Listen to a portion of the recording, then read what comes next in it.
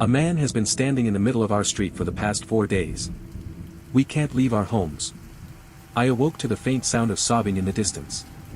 At first my tired mind associated the sound with one of our kids, with my mind barely lingering on the edge of consciousness. But the longer I lay there, the more I started to realize just how off it sounded. The sobs were too dark, akin to those of a grown man, and they were coming from outside our home. "Can you check on the kids, please?" my wife mumbled where she lay next to me, still partially asleep. "It's not the kids," I whispered back, more annoyed than anything. Upon peeking out the window, I quickly confirmed my suspicions. As I thought, there was a man standing in the middle of the street, just sobbing. Even though the ancient street lights outside barely illuminated him, something was clearly wrong about his presence. He stood perfectly still as he sobbed, not even appearing to breathe as he let out the broken calls that shattered the silence of night. Across the street I could see some of my neighbors' lights turn on, as more had clearly been awoken by the sounds of distress. "Shut up, will ya?" a man screamed from down the street, but he received no response. Though my first instinct was to check if he needed help, something about his appearance locked me in place, frozen from fear and leaving me unable to logically plan out my next move. He was tall, with only a few strands of gray hair emerging from his otherwise bald head. He was facing me, but due to the poor lighting conditions I couldn't get a clear look at his face. About half an hour had passed before I realized I hadn't moved an inch. I had been transfixed, and only broke free once my wife properly woke up to ask what I was doing. I don't know," I stuttered. "There's a man standing on the street. I think he needs help." Joanna joined my side at the window. Even in the dark I could tell her face had turned completely pale by the mere sight of the man. "What's wrong?" I asked. "Call the police, don't go outside," she said with a shaky voice. "Why? What did you see?" I don't know, just don't go outside, please," she begged. I grabbed her hand and gently pulled her away from the window. Something about the man had put us both into an undeniable state of panic, but apart from his unsettling look, there wasn't an explainable reason for the fear we felt. "Joanna, go check on the kids." "I'll call the police, all right?" I half ordered, half asked. She nodded, and basically jogged down the hallway towards our kids' room. As I dialed 911, I wondered what I could possibly say to convey the threat of a seemingly harmless man, just standing there and crying. Still, left without any other options, I turned to the police. 911, what's your emergency?" a woman asked on the other end. Sorry. My name is Zach Larson. There's a man standing in the middle of the street just crying loudly. I don't know if he's drunk or what, but he's scaring the kids." I can't really say it's an emergency, but something is definitely wrong with the man," I explained. "All right sir, we'll send a patrol car to check it out." "Could you confirm your address please?" she asked. I confirmed my details and the conversation ended. Due to the quiet night, they estimated that a patrol car would swing by in just under 10 minutes. With that, I felt like my civic duties had been completed, and once Joanna returned to tell me that the children were fast asleep, I calmed down ever so slightly. After closing the blinds, the two of us headed back to bed, confident that the police would handle the situation. And I wish that would be the end of our story, I truly do, but as fate would have it, things would only get worse from there. There I lay in bed, too unsettled to fall asleep. I just stared at the ever-ticking clock as an hour passed. The man kept crying, producing unrelenting sobs with each passing second. Then 2 hours passed, and the police had still not appeared. By then, I considered checking out the window once more, but the mere thought of him standing there kept me from even parting the curtains. At around 4 in the morning I had come to assume that I'd suffer through another sleepless night. But as the first rays of orange sunshine hit the blinds, the world around me fell dark, forcing me into a dreamless slumber. To my horrors, the sobs wouldn't cease even then. Hours passed while I remained in an uncomfortable state, somewhere between full consciousness and true sleep. Once I finally awoke I was met with little more than total darkness coming from outside. During the summer I'd expected the sun to rise at around 6, and since the time had been around for the last time I checked, I knew I couldn't have been under for more than 30 minutes. Despite that logic, my body felt beyond broken. I was excruciatingly parched, and my bladder was on the brink of rupture. I rolled out of bed, weak and broken, still hearing the sounds of the crying man. Meanwhile, my wife still slept peacefully, seemingly unbothered by the ungodly noise. Then I picked up my phone and checked the time. It read 12:03 a.m., an impossible hour considering it had been 4 mere moments ago. I stumbled over to the window, still petrified, but determined to figure out exactly what the hell was going on. He just stood there, unmoved since the last time I laid eyes upon me. Down the road I noticed an empty patrol car with the lights blinking, but the officers themselves were nowhere in sight. What the hell is going on? I mumbled to myself. As before, the sight of the man put me into a sort of trance, one that was only broken once I heard a tiny voice coming from behind me. "Why is the man crying?" my son asked. "Hey, Alex, where's your brother?" I asked back. "He's in his room. He wet the bed," he said matter-of-factly. Stephen was only 5, but I'd assumed his bedwetting days were a thing of the past considering the last accident had been over a year earlier. Before checking on him, I decided to give the police another call. But before I could dial the number, I noticed the day. It was Saturday, which meant we'd been asleep for almost 24 hours, skipping over Friday entirely. "Alex, go back to your room. Daddy has to make a call, then I'll come check on you, alright?" In shock, I jotted the information down to a broken calendar, and called the police once more. Alas, to my absolute horror, I didn't have a single bar of signal.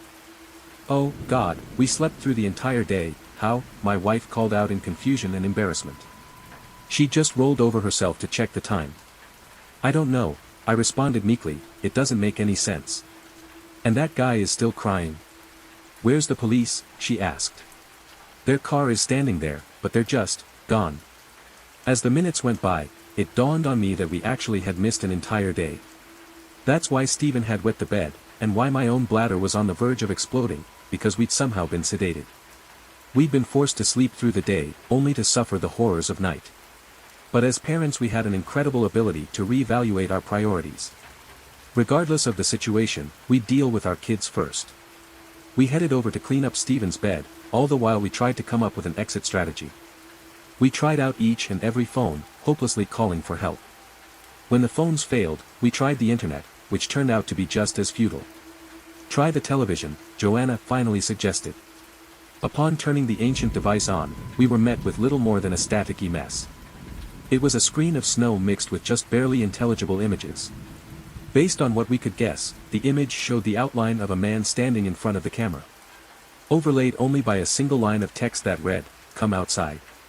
"How is it doing that?" Joanna asked in panic.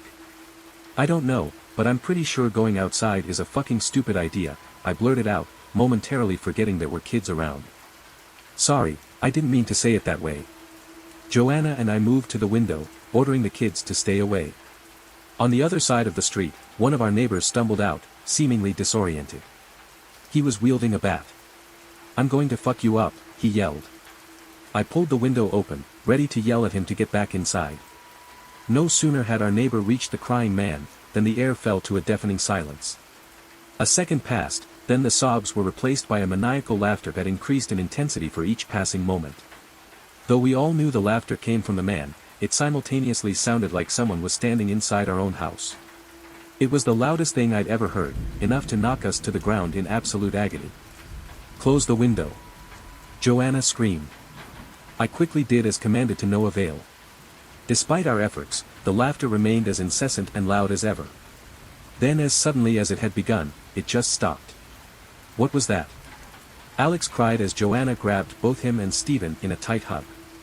"Shoo, it's okay," she said as comforting as she could, "just stay away from the windows, alright?" By the time I could stand up to assess the situation, our neighbor had long since vanished.